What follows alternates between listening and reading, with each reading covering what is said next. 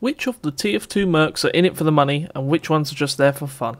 Is a question that entered my mind the other day when I was beating my eggs. Obviously, being a mercenary is a job, it's an occupation, you're expected to do hours and get paid. And the TF2 comics give us a good glimpse into which characters spend their money how. A quick thing to note is that most of the mercs are most likely on different salaries. Your average real life doctor or engineer or even spy is likely going to be on a much higher wage than a soldier. So I reckon that probably carries over to TF2 as well. So I've had a good flick through all the comics, looked at all the trivia on the wiki and everything else I could find to try and determine a definitive list of which mercs are there only because they're being paid and which mercs are there for fun. I will be rating all of the mercs on a tier list, as while I believe some of them are there for fun and others are there for only the money, I think there are also varying levels within those categories. Demo Man, for example, spoiler, is very clearly only in it for the money, but then someone like Medic would most likely be paid a lot, and he's also in it to get experiments out of his, well, colleagues. So yeah, let me compile all my evidence and show you what I've got. Starting with the Scout, I realised this is nowhere near going to be as easy as I originally thought it would be. You see, in the comics it's shown that Scout invests all his money in Tom Jones memorabilia, which he claims will become a fortune once Tom Jones dies. And he most likely gets sent to prison around the time that Tom Jones dies, so we can't even capitalise on this. Because just looking at him in game, it seems like an obvious answer would be just for fun, but because he's investing, I think it's a little bit more complicated than that. Scout's story is that he's the youngest of 7 brothers, and he was never able to beat them to fights, so he figured he didn't have to be the strongest, but the fastest. Therefore, he taught himself to run fast to beat his brothers too, and in fights. That to me screams in it for the fun. Then at the same time, he's also investing. So I think Scout is the textbook example of what I'm going to put in the middle of the tier list. He's half in it for the fun, half in it for the money. As his love for fast foods has shown us, he could have very easily got, say, a fast food employee job. But the fact that he willingly signed up for a job that involves killing on a daily basis, and he invests his money? Yeah, he's a bit complex. Okay, now on to Soldier. Easy, only in it for the killing. The soldier is most likely suffering the worst form of PTSD/schizophrenia the world has ever seen. Considering how in the War comic it was shown he lives in an apartment, and previously he's been shown living with a roommate with marasmus, he's probably not in it for the money. And it's probably fair to say he's on, if not the lowest salary of all the mercs. Someone like Demo, for example, makes 5 million a year and has 3 jobs. Now, unless those other jobs are paying millions and millions a year, I don't think that really lines up with Soldier living in apartments or having roommates. So 100% Soldier is in it for the killing. We also know, according to his TF2 wiki page, that he brought his own plane ticket, flew to Germany and just started killing random Germans he thought were Nazis several years after the war had ended. Yeah, definitely. In it for the killing, probably on the lowest pay. Now, Pyro is a much more difficult one than you think. Obvious answer is just the killing. But then at the same time, the Pyro most likely sees the world through Pyro vision, therefore they don't actually know they're killing, therefore they wouldn't be in it for the killing. And to complicate this even more, in the TF2 comics, when Saxton Hale gets fired and, all the Manco stuff happens, Pyro becomes the CEO of a massive investing company or something. Someone like that is going to be making pretty big bank. And therefore, it just muddles this even more. But I think I'm going to strip it of all its complexity and say Pyro is also there just for the killing. Because if I were to sit here for hours looming over the ethics of if they're not really killing and they're not in for money, what are they in for? No, okay, Pyro is killing, let's move on. Demo is our first truly definitive in it for the money. Is what I would say if he wasn't also a fantastic demo man.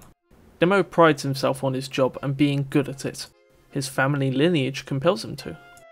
So, yeah, it's a bit more complicated than it looks, because he also has many other jobs, and he was also featured in that one magazine about top 10 house cleaners or something that won't blow you up, which to me, that says money, but then at the same time, he also takes a bit of pride in the jobs that he does, which if you take pride in building things to kill people, But I think in the end, I'm going to look past all the psychopathic tendencies of the mercs to varying levels, and Demo is going straight into the only in it for the money tier. Okay, Heavy. I think Heavy is exactly like Demo. Heavy, just like Demo, takes pride in mowing down hordes of enemies and killing. But just like Demo, we see Heavy is a very hard-working man who does it all just for his family. So I think same circumstances apply, and I'm putting Heavy and Demo in the same tier. Okay, NG, Grease Monkey. Well, nothing's ever really said about his family's riches. Engineer's family are the single most important bloodline in the entire TF2 story, more so than the Mann brothers. And in the comic where, well, Engi's hired to make a life-extending machine for Plutarch, we could see that his grandfather, Radigan Conager, does at least own some sort of engineering shop. So that indicates that Radigan Conager put his brains to good use to make money, and subsequently the engineer most likely would have inherited this. And at the same time, he really does enjoy tinkering and building his little machines, and he enjoys it when they kill people. Engineer gets great satisfaction out of people running into his machines unbeknowingly or not having a plan. I say this because of most of his domination voice lines. But I think the real reason why NG was hired as a merc to begin with is obviously because of the life extender machine business, so therefore he's not really in it for the money or the killing.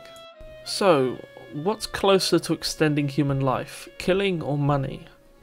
I mean, I have to put him somewhere. I'm going to put NG in the upper middle tier after a bit of self-debating, because he is at least hired, and he knows what he's hired to do. And what he was originally hired to do was not killing. Okay, Medic.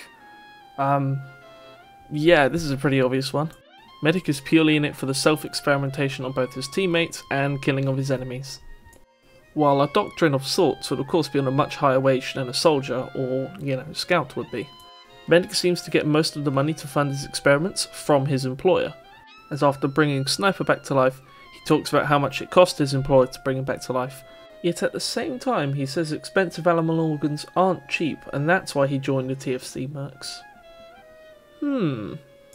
So another tough one just like Engineer, but I'm actually going to put Medic right in the middle with Scout. This is because, yes, he's definitely in it for the experimentation, but at the same time, he took the TFC Classic job purely because he needed money to buy expensive medical organs. So to me, that puts him middle of the road. Sniper.